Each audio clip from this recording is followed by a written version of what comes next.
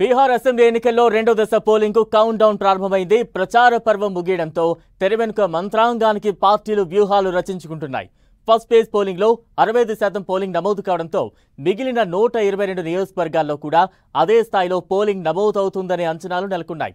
మరోవైపు ఈ second and final phase లో రెండు ప్రాంతాలు ఎన్డీఏకు కీలకంగా మారాయి.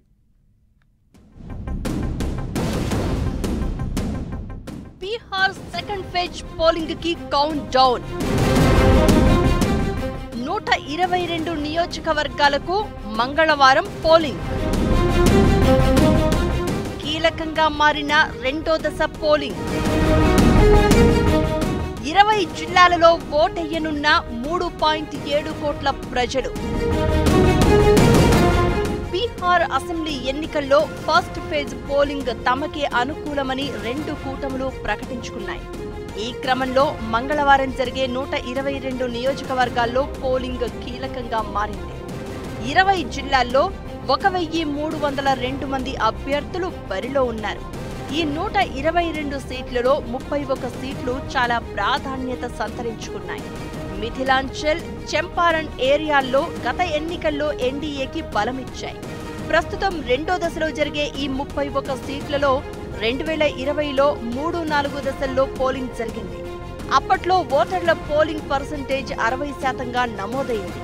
అంతకుముందు జరిగిన దశల్లో మహాగఠబంధన్ బలంగా పర్ఫామ్ చేయగా ఈ 31 సీట్లలో మాత్రం వెనకబడింది. అలా ఎన్డీఏనే ఇక్కడ తన హవా సాగించి ప్రభుత్వం ఏర్పాటు చేసింది. రెండు కూటముల మధ్య ఓట్ల షేర్ 0.03% మాత్రమే.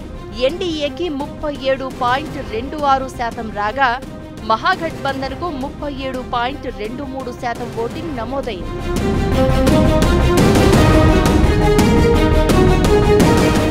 2020 ఎన్నికల్లో మధుబని, చంపారణ్ ఏరియాల్లో చివరి దశలో జరిగిన పోలింగులో ఎన్డీఏకి 25 సీట్లు రాగా మహాగఠబంధన్కి 6 మాత్రమే దక్కాయి.